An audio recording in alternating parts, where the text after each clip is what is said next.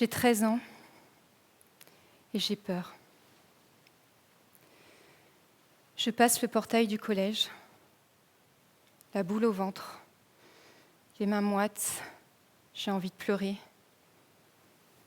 J'ai mon eczéma qui me démange, mais j'ai pas le choix. Faut y aller. Mon objectif, être invisible. Ne surtout pas me faire remarquer par les personnes qui me font souffrir. Juste avancer. Le regard au sol, longer les murs, rentrer la dernière dans les cours et surtout ne pas lever le doigt. De toute façon, je suis nulle. À quoi ça sert? Je comprends rien. Même les profs le disent sur le bulletin. Trop discrète, doit travailler plus, trop moyenne.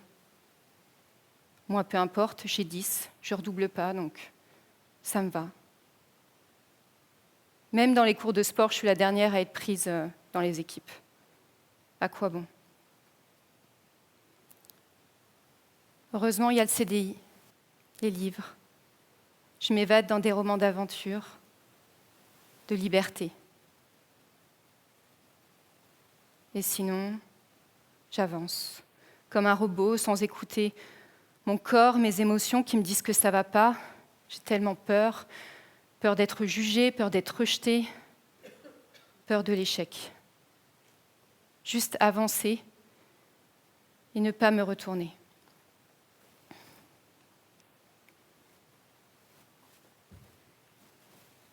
J'ai avancé et je suis devenue infirmière. Dans un premier temps, à l'hôpital, où j'ai appris à m'adapter à toutes les situations, aux différents services, aux collègues, à la hiérarchie, mais surtout à ne pas écouter mes besoins. Donner énormément, avec peu de reconnaissance, forcément, ça épuise.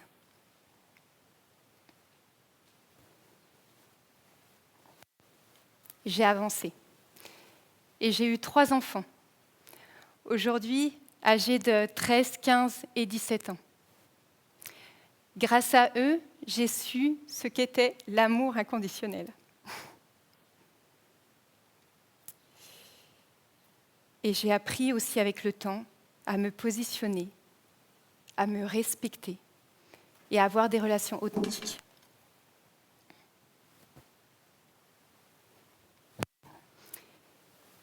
J'ai avancé et j'ai pris 3 ans de congé parental à la naissance de mon 3e enfant.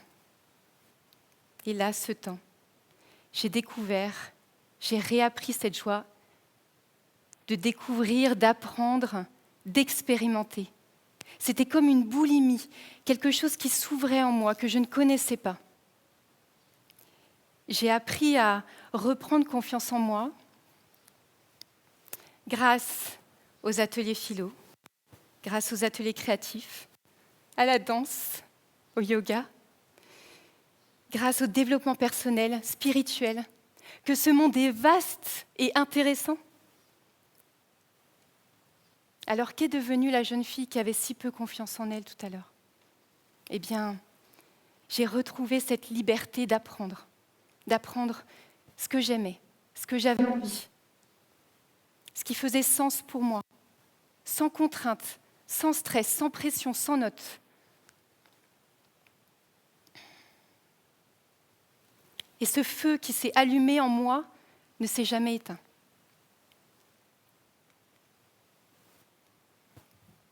J'ai avancé. Et le yoga est devenu pour moi une pratique régulière qui m'a permis de prendre soin de mon corps, de ma santé physique et mentale. Observer mes émotions, mes pensées et revenir au corps, à mes sens, à mon cœur.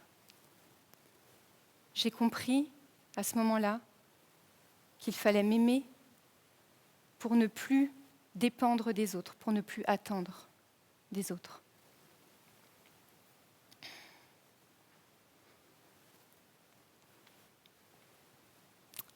J'ai avancé. Et en regardant quel métier je pouvais faire qui était plus en lien avec mes valeurs, j'ai passé le concours de l'Éducation nationale, où je suis restée 9 ans. 9 ans à prendre soin, à accompagner des centaines d'ados. Et là, j'ai vu un mal-être grandissant.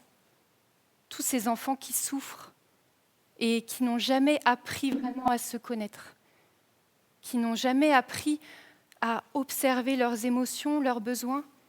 Ils mettent des masques, jouent des rôles pour s'adapter aux multiples attentes extérieures. Notre société nous impose des diplômes, sans compter la quête de l'excellence scolaire qui engendre beaucoup de peur, peur de l'échec, peur de l'avenir, de la compétition.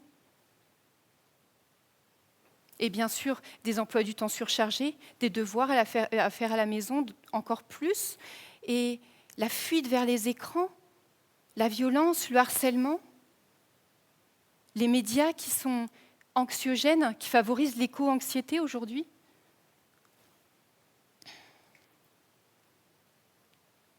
Un ado sur 2 présente des symptômes d'anxiété ou de dépression.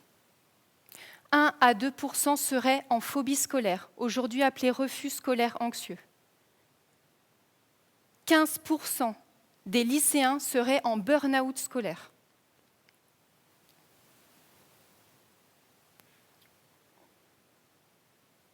Si nous n'écoutons pas les alertes de notre corps, il passe en phase de résistance, de suradaptation. Et c'est à ce moment-là que les symptômes arrivent, des symptômes physiques et psychiques, comme une grande fatigue, des troubles alimentaires, des troubles du sommeil, un isolement, une dévalorisation, des crises d'angoisse. Cette phase de résistance peut durer plusieurs mois, voire plusieurs années avant l'effondrement. C'est le burn-out. Un épuisement physique, émotionnel et cognitif. Mais alors, que fait-on déjà pour un adulte en burn-out ?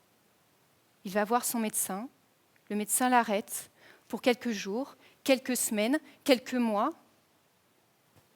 Et pour un ado, que fait-on pour un ado en burn-out ? Eh bien, le médecin ne l'arrête pas.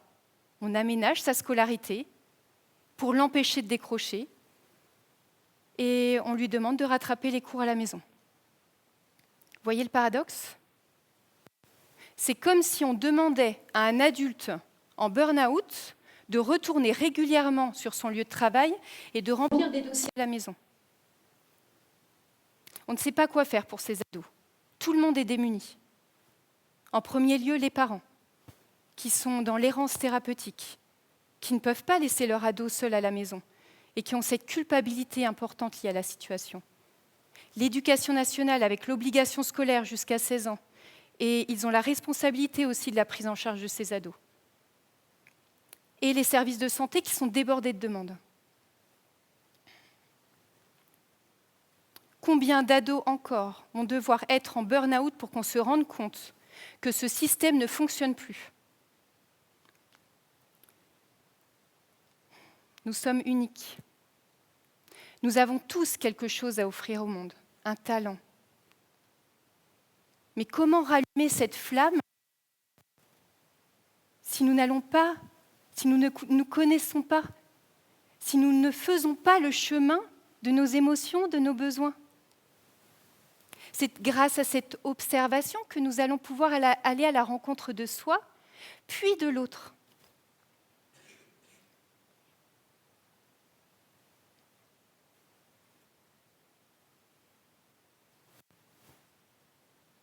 J'ai avancé. Et j'ai observé et apprivoisé mes peurs. J'ai osé affronter les personnes pour leur dire que je quittais l'éducation nationale. Et oui, j'ai quitté la fonction publique, la sécurité d'emploi, la sécurité financière, le logement de fonction, toutes les vacances scolaires.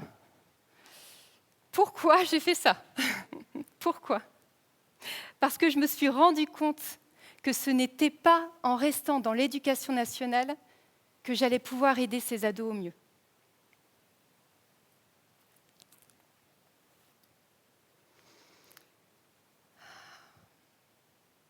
Comme disait Einstein, on ne peut résoudre un problème avec le même niveau de pensée que celui qui l'a généré.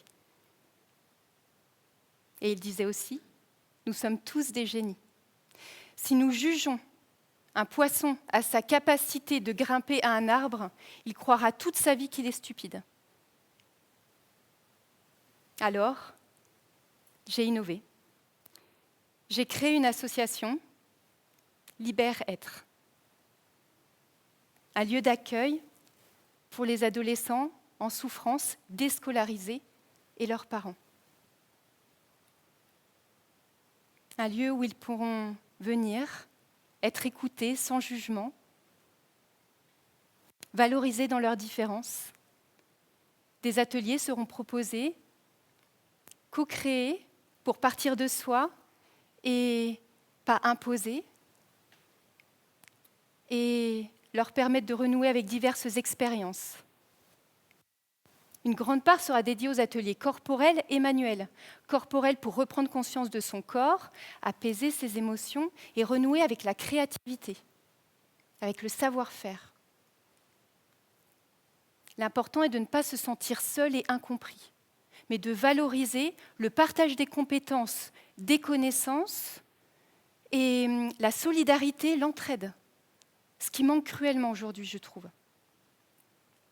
Je souhaite leur donner la force de reprendre confiance en eux et en leurs compétences pour trouver leur place dans ce monde.